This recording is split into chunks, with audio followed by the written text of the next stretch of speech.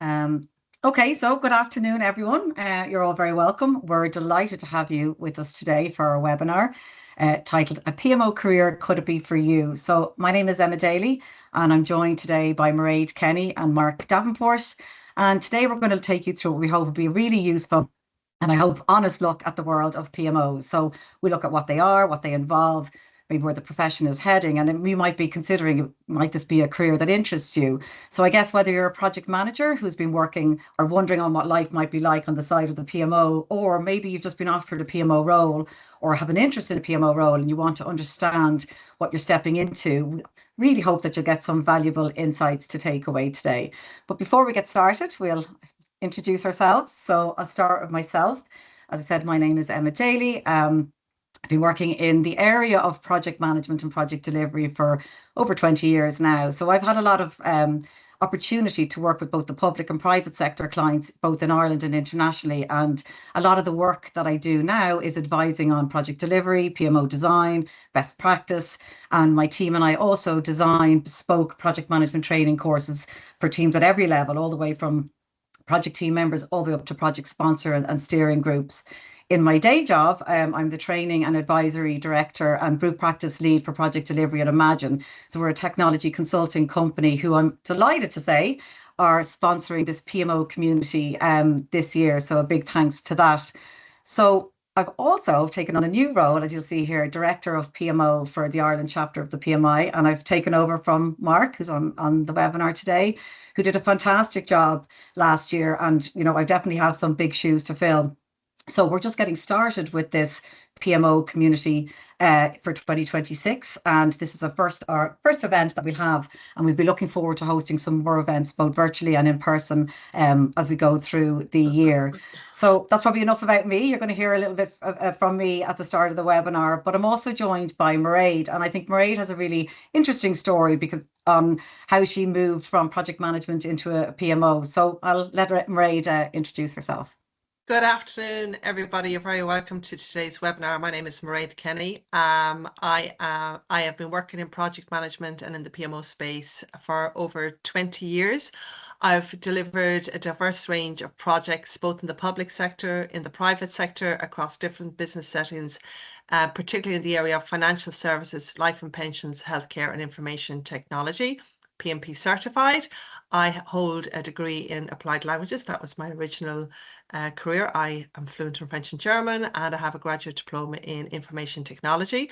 I'm going to talk a little bit later about how I transitioned from project management into the PMO space. So that's it. Thank you, Mairead. You're putting us all to shame there.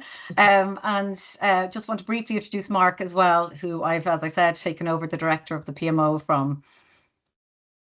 Hi everybody, and you're all very welcome here today now, and thanks to both Mairead and Emma for supporting us today and delivering this very interesting presentation.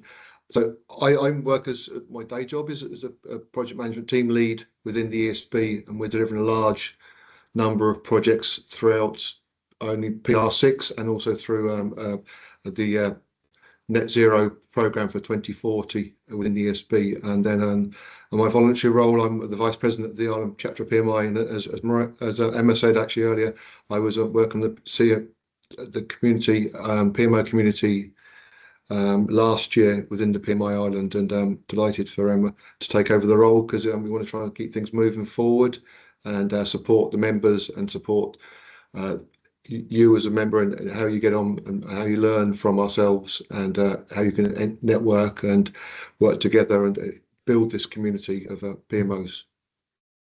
Super, thanks, Mark. And that's really interesting as well. Yeah, like we want to learn from you guys as well, the membership, all on this as well. So I think that'll be really, really interesting. Okay, so if we just take a look then what we're going to cover today. We'll start by setting the scene, right? What a PMO actually is, and equally importantly, I think, what it's not, because there can be misconceptions out there. So a bit of a fundamental question, but definitely worth bringing up. We'll also look at traditional PMO types and services and how PMOs are structured, what they do day to day, and very importantly, who their stakeholders or customers are. And we have some information that I'm actually really, really excited about. So this is a survey, the state of the PMO in Ireland, that was done last June, so June 2025. It was carried out by Terence O'Donnell and Professor Joe Shepherd, and they have some really interesting insights into the world of the Irish PMOs from last year. So we've got real data and findings that I think are both encouraging and quite honest, right, about where the profession is at the moment and where it needs to go. And then, of course, what today is all about, right? So the heart of the question, what does a PMO career actually look like? So Mairead is going to talk us through her experience there, what actually the role is day to day. And we'll talk you through then the PMI, PMO-CP certification, which is a bit of a mouthful, but that's the professional credential. That's the standard for PMO. So a lot of us have the PMP, but this is the equivalent on the PMO side. Both myself and Mark have this certification, so very happy to talk to you guys about it. It's definitely something worth thinking about if you are trying to get formal, I suppose, acknowledgement of your experience in PMOs. So before we get into I suppose, the heart of the presentation today and the webinar, just a little bit of housekeeping. Absolutely, we would love you guys to be participants. I know you're muted there, but there is the chat function. So we will have a dedicated Q&A at the end of the session. So if there's something that comes up that you're thinking about, absolutely make a note of it and raise it at the end. But also feel free to put things in the chat as we go along. So I'm going to be presenting for the first maybe 20, 25 minutes of the webinar. Mairead and Mark will monitor the chat and make sure that if there's anything that you want to highlight to me, they'll bring it up. You are muted, so just so everybody is aware, like the session is being recorded. So there's some people obviously that might miss the session, and we'll put it on the Ireland Chapter YouTube channel. Or if you want to obviously listen to it back, you're obviously more than welcome. And then feedback, we would love to hear what landed well for you, what you think could be improved, what you'd like to get out, particularly of the PMO community in 2026. So please feel free. You can put it in the chat. You can contact us after the webinar if there's some ideas or themes that you'd like to look at as we go through 2026. Okay, so am I okay, Mairead? Anything before we get started? No, let's get started. Brilliant. Okay, so let's start then, guys, with the fundamental question: what actually is a PMO? So a PMO usually stands for a project management office, right? So we've all heard of this, right? At its simplest, it's usually the function within the organization. It sets the standards, gives us structure, and creates conditions basically for projects and programs to be delivered effectively. So it's a very simple definition. But in practice, the PMO means very different things in different organizations. So a lot of you will have experience of this. Some organizations, a PMO could be one or two people working in a team that could be providing maybe reporting support or simply maybe tools and templates to project managers. And then you move into a PMO in another organization, and it's this strategically influential function, sits within the C-suite or below the C-suite, and it really is involved in shaping how an organization invests in their strategy and the investment that they make in delivering change. But also, I think it's really important, you also hear PMOs being used interchangeably, the term for program management office and portfolio management office. So a program management office usually and typically is when you stand up a program management office to support a specific program of work. So you've got a big piece of work happening, a program, and you've a dedicated program management office that is established to support that. Increasingly, and I think lots of people will see this now, you hear the term portfolio management office, and that's more of a broad focus than the project or program. So it's not just about delivering your projects and programs well, but it's actually making sure they're monitoring, is the organization actually investing in the right projects in the first place? So involved in the really strategic stuff, selecting, prioritizing, balancing our portfolio against the resources that we have available to us to deliver. So in practice, lots of the PMOs are going to operate across more than one of these levels, right? So they're kind of a spectrum, which we'll see again later on. But like, what actually is it? So, sorry. So the PMO can be a strategic function. So at best, it can be a strategic function, governs how projects are selected, managed, and prioritized, which is, fantastic. Also could be a center of excellence. So a project, you often hear of a PMO providing the tools, the templates, the standards to best deliver projects within the organization. And it can be that bridge between organizational strategy and project execution. And what's really important to know, like, if you have organizations all have their strategy, but without the actual mechanism for delivery, the strategy just sits on the shelf. So the PMO is a really important aspect there. What it's not, and I wanted to highlight this because there's definitely misconceptions out there, it's not just a project tracking or reporting function. Like, it's not just a policing function, or there it says bureaucratic overhead on projects getting delivered. And I think sometimes there's that misconception that people think, oh, the PMO, all they do is slow us down. And that's not true. A real value-adding PMO will add a lot more value than that. It's not only for large organizations. As I said previously, it can be 1 or 2 people all the way to a large PMO. But I think we have to be honest, and I want to be honest in this webinar with the data that we have and the findings that we have on where the profession is now. Most PMOs, right, and many are still perceived internally as that kind of support and control unit, right? So they still have that kind of policing function, reputation, for want of a better word.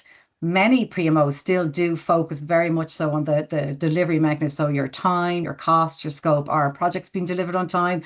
Are they within budget? Are they delivering within scope? And not as focused on the benefit and value management. And that lags a little bit behind. And we're going to look at that later on in the webinar, but it's an important point. But there is a gap there, right? And I actually think this is where there's an opportunity for people working in the PMO, particularly in their career. There's certainly opportunity lie to develop the skill sets to move from that delivery focused to value focused. So let's just have a quick look then at how PMOs are structured. Lots of you are going to see in this model before. This is a really traditional model, right, for PMOs. It's the classic 3 types: supportive, controlling, and directive. And essentially, this has been used for decades, but essentially, this model really just tells us how much oversight the PMO exercises over project delivery.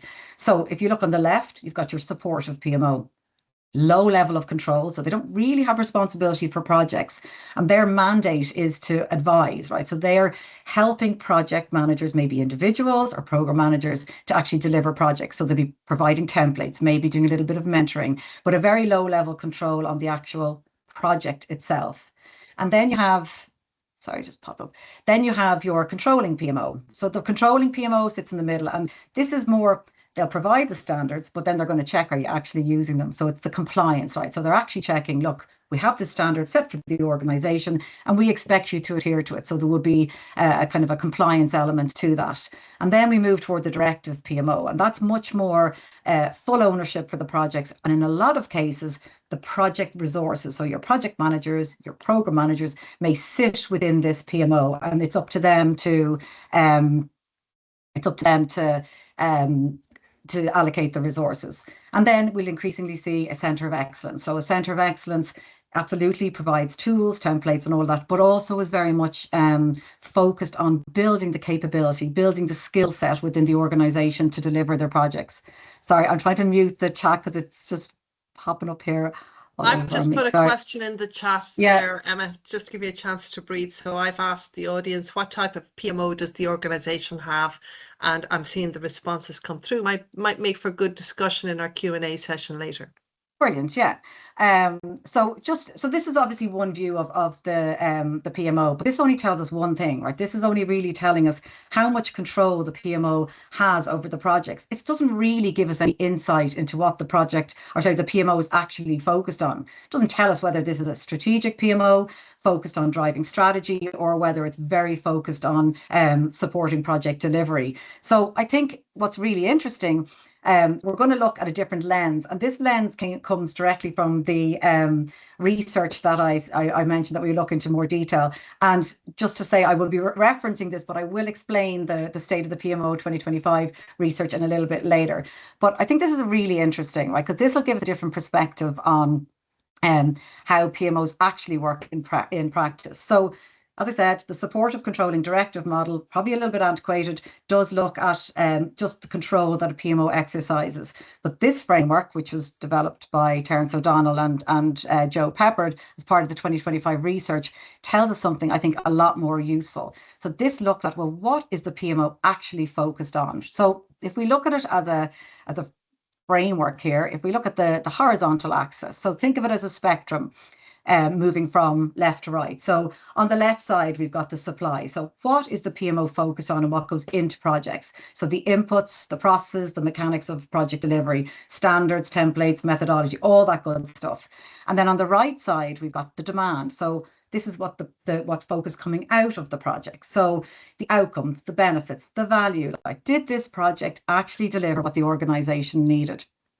And then we can take another view on it and look at the focus. So the focus is another spectrum from bottom to top. So looking at the top or the bottom, operational, right? This is an operational PMO is very much focused again on individual projects.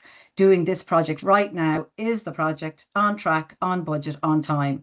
And then at the top, which is more strategic, the PMO is thinking about the whole portfolio. So not thinking about individual projects, looking about the overall investment that the company is making into their change portfolio. Are we allocating resources well? Are we doing the right work? So it's really important to note that this isn't, you don't sit your PMO in one of these boxes. This is a spectrum. And a PMO can, of course, move along the different axes over time. So there's no correct position, but each individual PMO can probably identify where it sits on this spectrum. But what's really interesting is that based on the data and the research that has been done, it is unambiguous. Most PMOs still sit in this bottom left bottom. And that means that most of the effort of PMOs today are focused on running individual projects correctly. So they're looking at standards, reporting, control, and of course, very, very valuable work, right? Absolutely needs to be done. We can't underestimate it. But it means they're more focused about what goes into projects and how projects individually are run rather than what comes out of them. Like, so running projects right, not necessarily on running the right projects. And this isn't just, this data was taken from the survey done last year, but this holds across, globally, and it holds across different industries. The bottom left dominates here, and this is where we need to be moving more to the top right to look at more like, actually, are we getting out of our investment what we're putting in? So I think it's really, really important to actually kind of put that into context. And for anyone working in a PMO, I think understanding where you are, right? So actually asking yourselves, where is our PMO right now? What is our baseline and where do we need to go? That is a very important question that a team should be asking. And it's a lot of the work that I do in my role in Imagine, where we go in and we do maturity assessments on project PMOs. We do a really honest, independent assessment of this is what's working well and this is what needs to change. And we help organizations then create a roadmap to get there. So before we move on further, I want to just briefly talk then about typical PMO services, because the next question is, of course, well, what does a PMO actually do? So we know that the PMO can be operating in a different spectrum and a different focus, but what does it actually do in practice? And the honest answer, in my experience, and I'll be interested to hear from you guys as well, is a lot, right? PMOs are very broad in their service offering. And I think that's what makes a career in a PMO very interesting, because it's quite varied. And as I said, no two PMOs are the same. So if we look at typical, now I just want to stress that these are typical core services that you will find in many PMOs, not all in all, of course. But if we look at governance, so that's the backbone, right? The PMO will provide the frameworks, the standards, they'll determine how projects are approved, how they're managed and how they're closed out. So that real management of project delivery. Portfolio management. If they're strategic, they'll be working on, are we working on the right projects? Are we prioritizing and aligning our projects with strategic goals? No point having a strategy with all of these goals if what you're actually delivering isn't going to deliver that end goal for you. Reporting and visibility. I think a lot of us who've worked in PMO will know that a lot of our time, or most of our time, is probably spent in this area, right? Collating data, producing dashboards, and giving our leadership a clear picture of the portfolio of projects at any given time. And we can't underestimate the importance of that. Resource management, this obviously depends on the structure of the PMO, but again, in a directive PMO, it's likely that you're going to the PMO to get a project manager to help you deliver your project. So they will be involved in the balancing capacity with demand. Do we have the right project manager available to deliver this project at the right time? Methodology and tools, we'll all be very familiar with this, particularly all of us in the PMI. So obviously, you'll have your templates, your standards that you expect your project delivery teams to adhere to. And of course, a lot of these will be maybe PMP based, and then they'll be tailored and bespoke for specific organizations. So a lot of organizations have their own flavor of a project management methodology. We have financial tracking, which isn't on this, but financial tracking and benefits realization are really important. We need to be obviously controlling the costs, and we need to then be saying, well, did our investment deliver on what we promised? And did our investment pay off? And I think we're seeing this more and more and more, certainly in the role that I do in advisory and training, is training and capability uplift is becoming really, really important. There's lots of progress that we're making with AI, and our technology is getting better, but the human skill set needed for project managers and PMO people are still really, really at the fore, right? So the PMO acting as that kind of center of excellence will prioritize upskilling people, running workshops, maybe coaching and mentoring, which is still very, very important. So really what this is telling us, like there's a huge, broad and varied mix of work in a PMO, but in reality, all of these services are not equally common. And again, referencing the data, which are the survey, which we'll look at in a few minutes, what I found really interesting, the gap between what's common and what's not common really tells us quite an important story about the profession and PMOs in general at the moment. So the data that I'm going to show you on this slide was gathered from the research. I've split the PMO services into two groups quite deliberately, those that are common and then those that are found less frequently. And this is not a criticism of any particular PMO, but I just think it's an important reflection on the PMO organisations now. So if we look here, right, so this is the data that was taken from the Irish survey. We're looking at where PMOs are genuinely strong. What do they do well? Well, 82% of PMOs provide governance and secretariat support. And secretariat support is like that administrative function to keep project delivery on track. 81% collate and report project status to senior management. I think these are probably quite unsurprising. 76% maintain methodology and templates. 65% can provide financial tracking and cost control, and 53% run training and coaching for project managers. And these are really solid numbers, right? So this tells us that the Irish PMOs are well established, well embedded, and delivering real operational value across the board. I think there's no question on that. So if you were to join a PMO, the likelihood is you're going to be working in one or more of these areas. So, but if we look at the second group, which I think is kind of interesting, where PMOs are still developing. So we have these really good numbers on the left, right? But if we look at the second group, only 42% of Irish PMOs facilitates benefits realization. So that's basically saying tracking and measuring whether the projects that we delivered the value that they promised. So only 4 in 10 PMOs are actually doing this, and only 30% are actively involved in portfolio management, which is the prioritizing of the project portfolio and aligning that with strategic goals. And of course, look, context is everything. So not all PMOs are going to be tasked with that. So that's fair. But if you think about it then, like almost 6 in 10 PMOs are not systematically tracking whether their projects delivered value. And I think that's quite a stark statistic. And 7 in 10 are not even actively involved. Are we doing the right projects at the right time? So I just think that that's a really important gap to be aware of, right? And aware where things are at the moment. So just before we go into the actual data and the survey, because I think you'll find it really interesting, there was one more fundamental question that I think we should look at, which is who are the customers of the PMO? Who does the PMO actually serve? And you'll get a lot of different answers if you ask a lot of different people. But in practice, right, typically the PMO serves quite a wide range of stakeholders.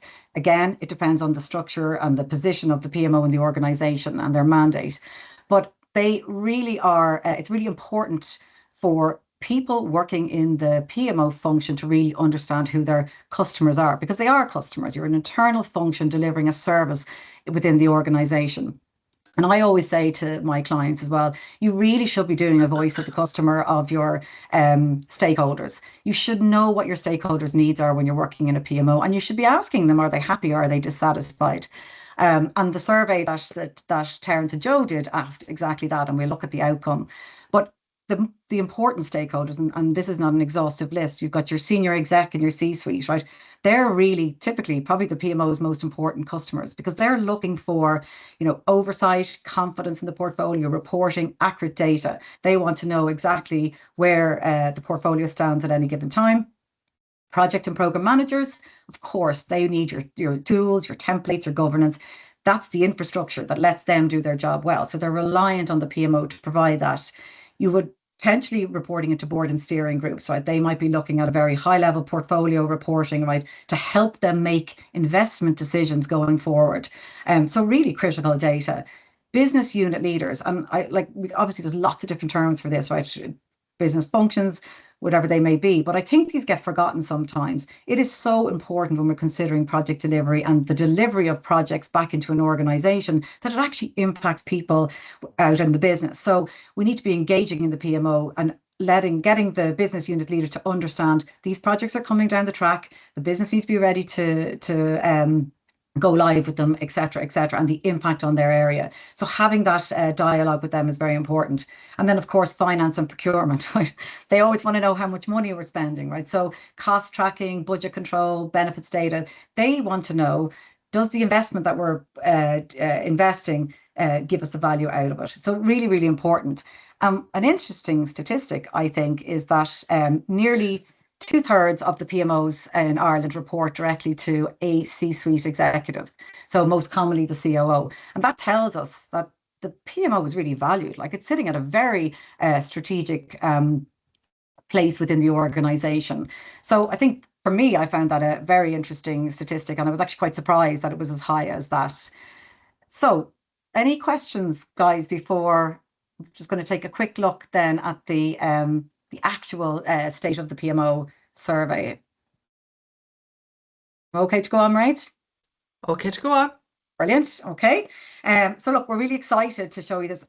A lot of you, or some of you, may have been on a webinar last year where Terence O'Donnell and Professor Joe Peppert actually presented the findings. But I think there's absolutely no harm looking at some of the stats that came out of it again, because it's so applicable to what we're talking about here today. And we're really lucky, right? Because now we've got an Irish view on the PMO landscape.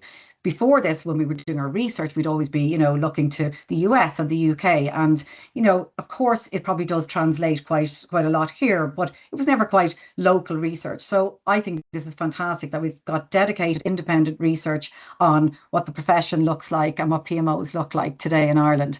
So this was not done by us, right? So I just want to be very clear. This is carried out by Terence O'Donnell and Professor Joe Peppert, and they are really experienced PMO practitioners.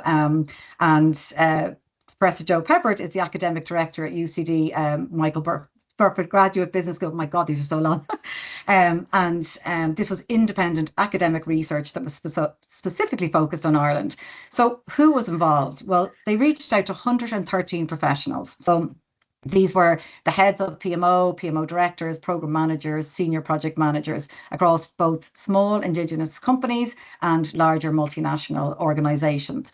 And they focused the survey on 3 key areas, because obviously you all know project management and project delivery so broad.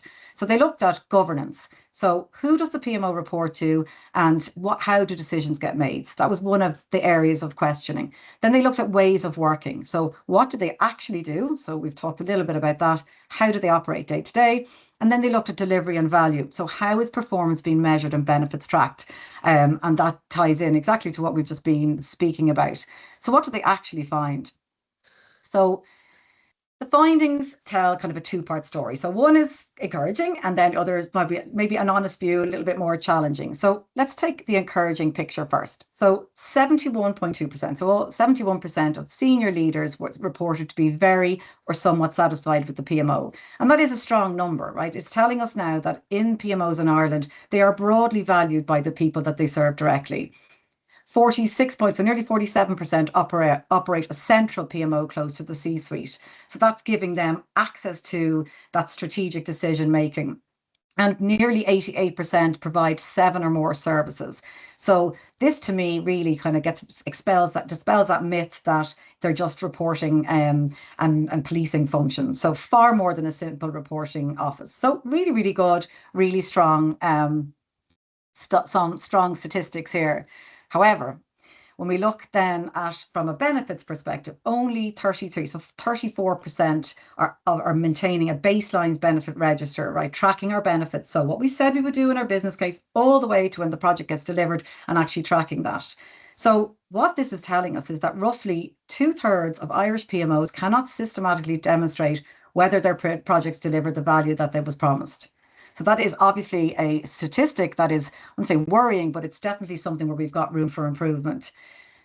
56%, they've no structured stakeholder feedback cadence. So ad hoc or nothing at all.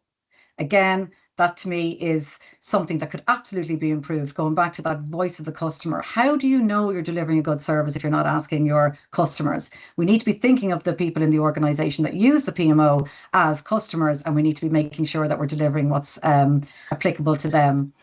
29.5%, only 29% using AI tools. Now, I think we should caveat that this is nearly a year old, and we know how fast AI is changing. So I would say that statistic is much higher now, and lots of you are probably working in a PMO do use AI tools to streamline things, to make things more efficient. So in summary, I suppose what we're saying here is that PMOs are reported to be very well structured, close to leadership, and broadly valued. But there is definitely a gap between delivery and value, and I think that's quite significant and quite real. So one of the other questions that the survey asked, and it was a very simple one, the research asked both the PMO team, so the people working in the PMO, and senior execs, so senior stakeholders, the same question. What do you value most from a PMO? So let's see what they said.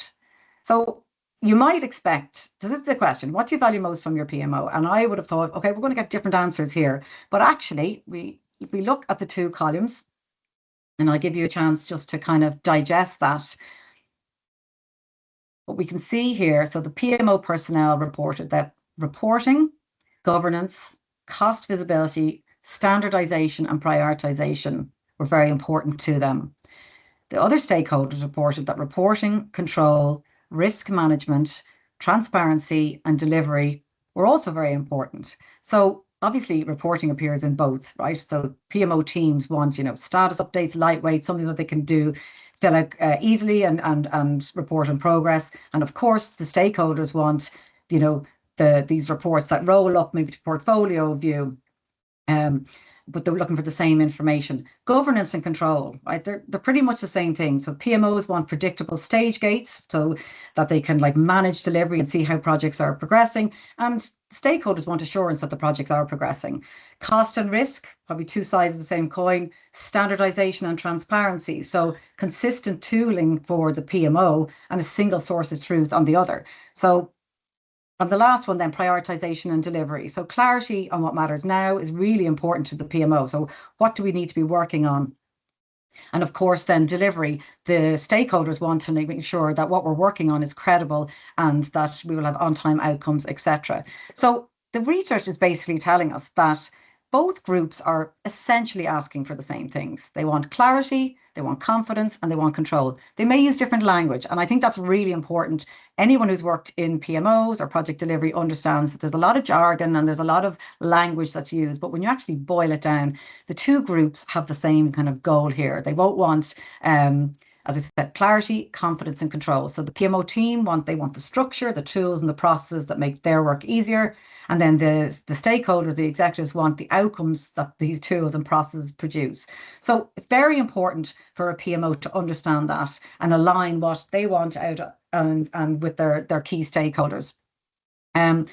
So where do we go from here then? So we clearly see now that there's a gap between how we, from a delivery perspective and a value perspective, we know that the PMO personnel and the stakeholders are all essentially looking for the same thing. And now we have to ask ourselves, well, are they getting it? Are we actually doing this? So if we look at the back to the statistics again, right? So the Irish research puts really concrete numbers on this. So 88.5% of PMOs can tell you whether your project was delivered on time. 81% track whether they're delivered on budget. And that's exactly what I expect. You'd expect this from a function that is strong in the mechanics of delivery. But then when we move, so that's on the bottom left of our framework. If we move, and that's a little framework that I referenced earlier in the webinar. And then if we move to the right of the framework, what is the outcome and value? Only 43.4% are tracking when the projects actually delivered their benefits. And only, as I said, 34% are maintaining that baseline register. So in plain English, this is telling us that 88.5% of PMOs can say, yeah, our project was delivered on time, but only 34% can tell us whether it was worth doing in the first place. So that's a gap of more than 50 percentage points. So that's between measuring our delivery and measuring our value. So without actually a benefits register, how can we, all of our claims on that our projects are delivering value, they're just anecdotal, right? And they're difficult to defend. So we need to get better at collating that information. And I don't think this is unique to Ireland. I would imagine global research will tell us the same story, right? That organizations follow processes very well, but aren't as good as neglecting or not good as evaluating outcomes. And look, we know why this happens as well. Like projects, there's very limited resources. Projects get finished up and the teams roll on to the next project, and the closure aspect can be maybe neglected a little bit. So we know this is a challenge. We know that PMOs can tell us if the project was delivered, but they can't really tell us whether it was worth it. So where is it going to go now? So we need to evolve the PMO to be able to answer these questions. So we've seen the gap. So delivery measured well, value less so. And this raises a question, well, certainly to me, what does a PMO look like when it actually addresses that and closes that gap, right? So this is where I suppose the broader conversation in the PMO profession becomes really interesting, because the gap between measuring delivery and measuring value is exactly what's driving the evolution of the function. One of the ways that this has been described, and you may have heard this, is the VMO, the Value Management Office. So this isn't a term that I've taken directly from the research specifically, but it is a concept, I think, that is emerging in PMO thinking more broadly. The Irish data backs up the numbers of why it's necessary, right? Because as we've seen time and time again there. So if we look at what the VMO concept is, it's essentially a different lens on the PMO, and it's asking two different questions. So our PMO is very good at asking, was the project delivered on time? The VMO spins that question and says, well, did the project deliver the value we needed? The PMO asked, did we stay within budget? The VMO asked, was it worth the investment? And you get the picture. So it's really, really important. Sorry, the last one I think is the fundamentally the different question, because you need different skill sets to deliver. So are our projects on track versus are we doing the right projects? They require different skills, different conversations, and a different relationship with leadership. So that's where the PMO sitting, reporting into the C-suite can be really, really important. So we've spent a lot of, I don't know how long, the last maybe 20 minutes or so, looking at the PMO, what it actually does, what it doesn't do, who the stakeholders are, where it's going, and where it needs to go. But I think what's really important now is for us to actually think about the title of today's webinar, I suppose, which was a real one. Could a PMO career be something for you? And in my experience, the honest answer is it depends, right? It depends on what you're looking for. It depends on what energizes you, what kind of work you want to be doing day to day. For me, the PMO profession is evolving towards more strategic influence, hopefully a greater focus on benefits, closer involvement in that portfolio investment decisions at the strategic layer, integration of AI, so a real opportunity for people to be involved there and upskill there. So I think people who like this kind of environment are the people who are going to be thriving in a PMO. So I'm not going to keep on going. I think you've heard enough from me. I'm going to hand over to Mairead. So Mairead has built a career in the PMO space from a career in project management. And I think you'll find her story genuinely relatable, whether you're just starting out or you're moving somewhere within a PMO. So Mairead, I'm going to hand over to you. Thank you. Good afternoon, everybody. My name is Mairead Kenny. Currently, I'm working as a part-time project manager for the College of Anesthesiologists, big word, on a learning analytics project. But let me go back a couple of years. Between 2020 and 2024, I worked for a newly established PMO function within a life and pensions company. So how did this come about? Well, I was actually working in the healthcare sector as a senior PM, and my contract came to an end. And the agency I was with said, Mairead, we have the perfect job for you. We think you would be a perfect PMO analyst for this newly established PMO function. I was very, very dubious. The word analyst, I thought, oh, no, that's an admin job. That's for somebody in the early stages of their career. I'm too senior for that role. So I thought, no, not really. But they sent me the job spec. I read the job spec and I thought, okay, maybe this could be a job that is interesting. And why? because the requirements in the job spec were typical of what you see on a project manager's job spec.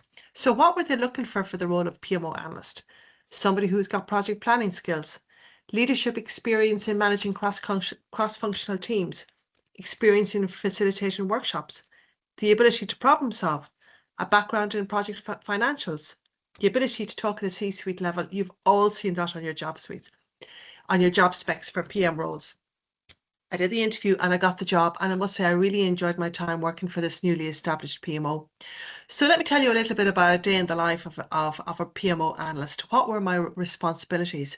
First and foremost, I was responsible for establishing a PMO community of practice. This was a safe space for project managers to come together and share their problems, and also to exchange in knowledge sharing so that they could adhere to project management best practice and deliver their projects successfully. Having a solid PM community of practice meant that there was an engaged, vibrant PM community in the organisation. So what did I do? Well, some days it was just ad hoc support. It was a ping on MS Teams. Mairead, I need help with my project status report. How do I complete this RAID log? What do you mean by benefits? How do I report my benefits?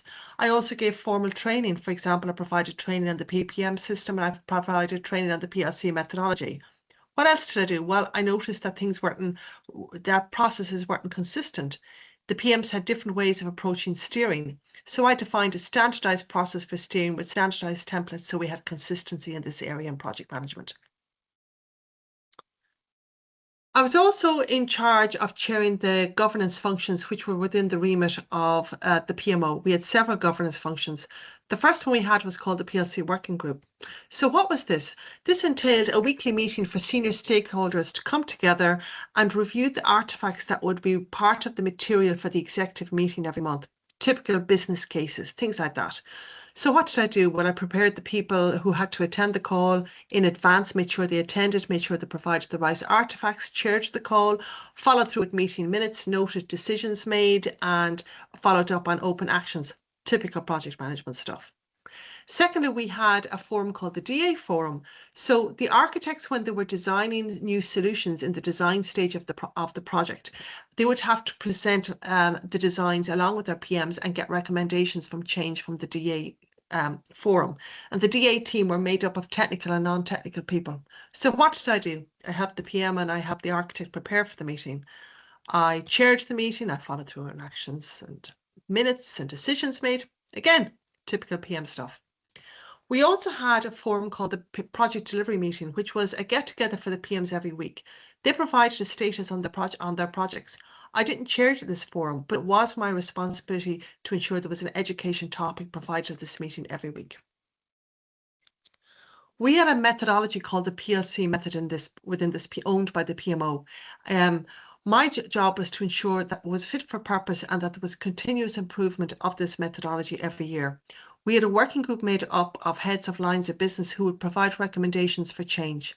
The change management team came to me and said, Mairead, we don't think the PMs are thinking hard enough about what does success look like and how can a change be successfully adopted.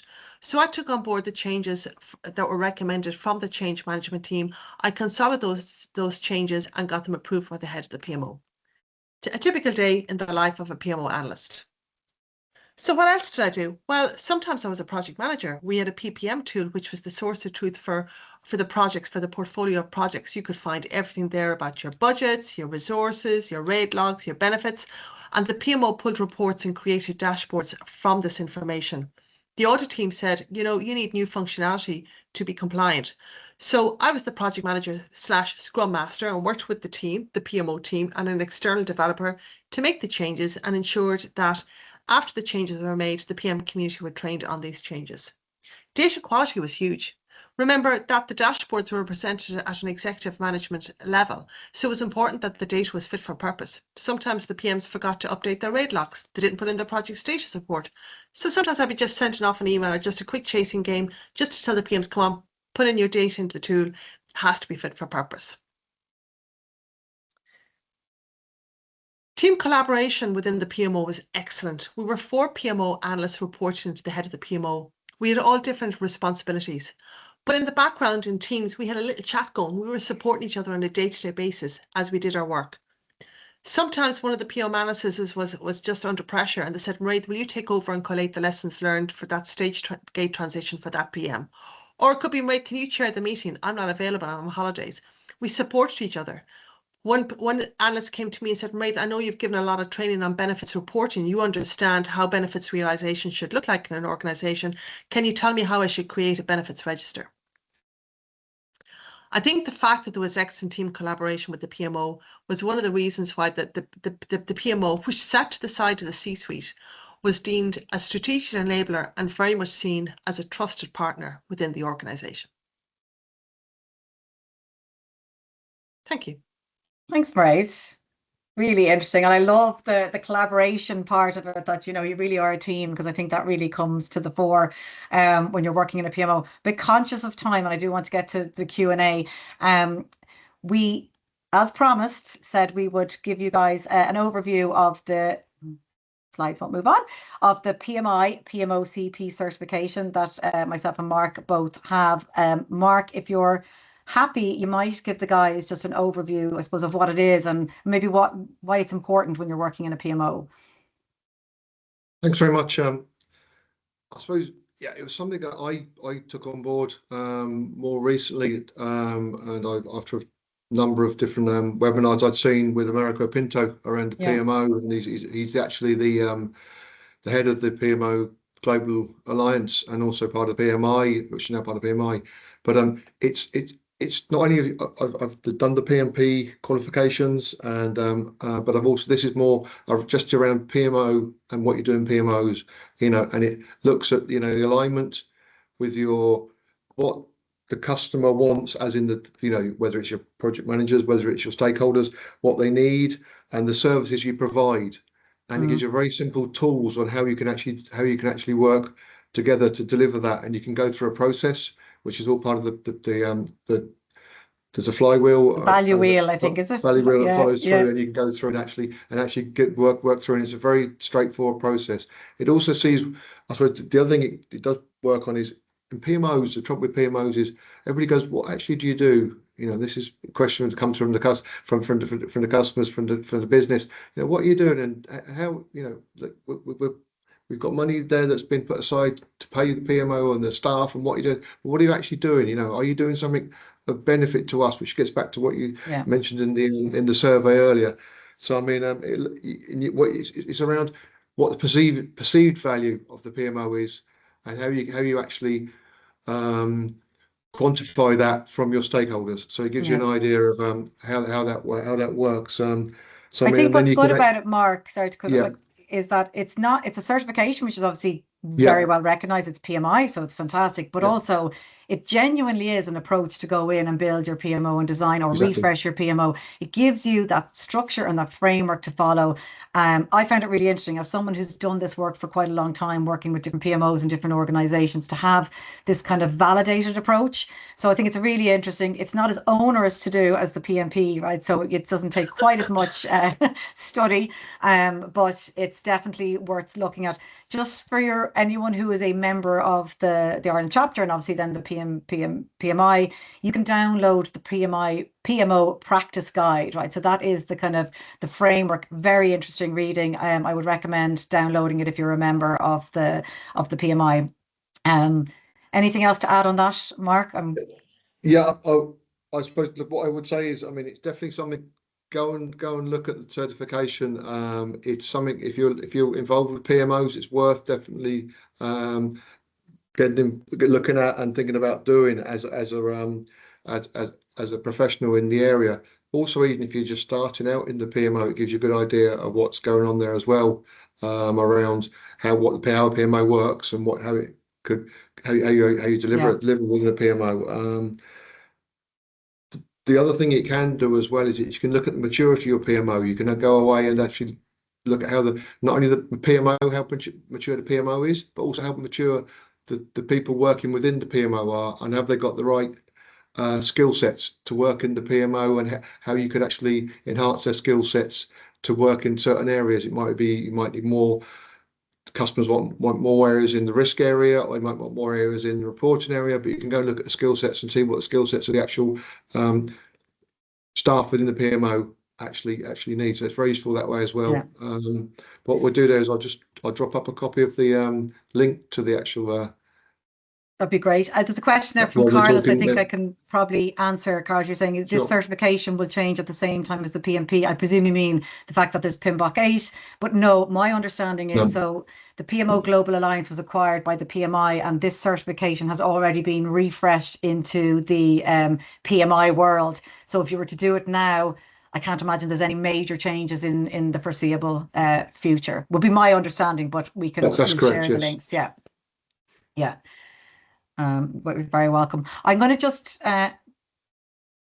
move on. I'm again conscious of time, but we're just going into the Q&A section. So if there's any questions, please feel free to put them into the chat and we will go through them. If you have any feedback as well, please feel free to put it in, and I'd love to hear from you guys and how you want to shape this community going forward. Mairead, you might be able to call out some of the questions. Yeah, I I haven't seen just them saw all. one question which is very interesting. It's from Kira, and it's, what skills did you use most in your PMO role that you didn't expect to need? I will answer that. And what really surprised me is how much I used PowerPoint. I actually requested training on PowerPoint. I was using it so much, and a lot of it was providing updates at an executive level to senior stakeholders and what was happening within the PM community of practice. Mairead, your PM day, who are keynote speaker, what's the agenda? Tell us about that new PM page you created for the PMs to have access to their tools, to their tool set. And often you'd be asked to provide an update at very short notice. So I needed to work really, really fast with PowerPoint, and I requested training so that I could jazz up my PowerPoints. And I was just talking to Emma before that. Now you've got AI tools to help you with them, which is just fantastic. Yeah. But I actually did a training course in Excel, Word, and PowerPoint because I was using digital skills so much in my job in the PMO, and that was something I didn't anticipate before I took the role on. Can I add to that then as well, Mairead? I suppose from my experience, I started my career more in the PMO and then moved into project management. So I would have been more junior, but for me, I found the influencing skills, right? So that influencing without authority, you're definitely not the most senior person in the room, and you're trying to get project managers to do something for you. You're trying to get the senior execs to sign off on something. So you have to be, so I kind of liken it sometimes to, you're a bit of an advisor, but you also have to be a diplomat. So you have to be quite diplomatic in how you're dealing with people. Very good skill set to develop working with different, building relationships across a business. So I think for me, that was definitely the relationship building was a big part of it. And that comes down to two of the big skills that you need as a project manager, which project managers have from the work they do. One is communication skills, and two is effective stakeholder management. And in the PMO, I actually gave an awful lot of training to junior PMs and to people who are interested in that career path on stakeholder management and communication, because that whole people management side of things, you need those skills to be able to effectively talk to all your key stakeholders, particularly people in senior roles. And as I said on the job spec, one of the requirements on my job spec was ability to talk at a C-suite level. The PMO is often sitting to the side of the executive management team, and you need to be able to be very, as you said, diplomatic, be able to influence and be able to talk to them in an appropriate manner. You're not just providing them with a report or data. Remember, you may be actually influencing them to make decisions around that data. So that's very important. Brilliant. There's a question here as well from Matt Hootson. I haven't pronounced your name, my apologies. Do you think part of the gap we're seeing comes from what we choose to measure, since that's ultimately shapes how people behave? And I would say, I presume that you mean measuring the value and the outcomes. Absolutely. They say that if it doesn't get measured, it doesn't get done. So 100%, I think it's a mind shift change for us to be looking at outcome rather than activity. So I think definitely, that's where the gap in my mind comes. We need to be investing as much effort into the outcome of the projects rather than just how we're delivering them. I hope that answers. Can I add, your Emma, question. just in my organization, benefits was a very new concept. The PMs constantly thought about the triple constraint when they were looking at their project. We had to educate them to think about benefits, what they are, how they're realized, and how do you measure them. Yeah. A couple more questions. I'm just conscious of time. We have Camilla. In an organization that delivers multiple projects for different clients, what does it mean in practice to have a strategic PMO rather than a control-oriented one? I guess, look, without the detail, it's hard to say. But for me, what jumps out here would be that a strategic PMO is going to have the overarching portfolio view of all of the projects and the relative priorities of those clients. And obviously, there's tough prioritization calls needed to be made, whether it's external projects you're delivering or your clients are internal. Internal stakeholders. So I think that's where it will set you apart, having that overarching view and being able to actually make those tough prioritization calls. I think we've time for one more, Emma. Just one question here is, what kind of person tends to thrive in a PMO and who might find it more challenging? So I would say just don't be bashful and don't be shy. If you think you're going to sit within the PMO function at your desk and be quite siloed and do your job on a day-to-day basis within the PMO, working with your colleagues, you have to look outside of the PMO because you will be talking the talk to people throughout the organization. So definitely don't be coy, don't be shy, be a good communicator. That's the person who can communicate well will definitely thrive in a PMO. Yeah, and I think as well, I'd agree with that. Sorry, Mark. Yeah, I'd agree exactly with that as well. You know, we're looking for roles at the moment now, and within that now we're looking for someone who's got, you know, good relationship building and outgoing, and be able to talk to people, get information they needed, and you know, take in information and utilize their skills in that as well. Because I think it's really like you get a real opportunity to see things at a strategic level, so that kind of business view and how projects impact the business, but also you need to be down in the weeds and the detail as well to get that. So someone who likes working in that and is flexible and likes variety, you know, as Mary said, it's not adaptability. Like as a project manager, no two projects are the same. You have to be able to diversify, be adaptable. Really just really conscious of time. Caroline, when downloading practice guide, looks for password. Yes, because it is connected to your PMI membership. So you just sign in using your PMI membership. And we'll try and answer the questions. We can get back to people maybe over email if needs be. But just before we close off, first of all, I just want to say a huge thank you to everybody for attending. Great to have our first PMO community event kicked off. Mairead, a huge thank you to you and Mark, and I'm really delighted to be stepping into this role. So again, please give us feedback on what you'd like to hear. Before we close off, I just want to give Mark the final words on our very exciting national conference that's happening next month. Thanks very much, and just I suppose thanks very much, Emma. Thanks very much, Mairead. Very interesting content and discussion we had in now today.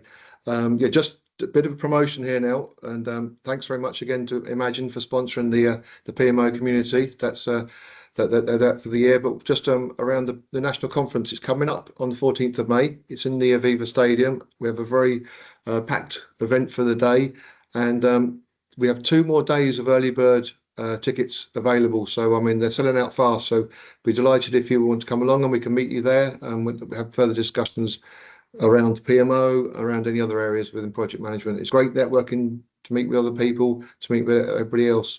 And just one other thing I did see in the actual chat there was just around when's our next event coming up.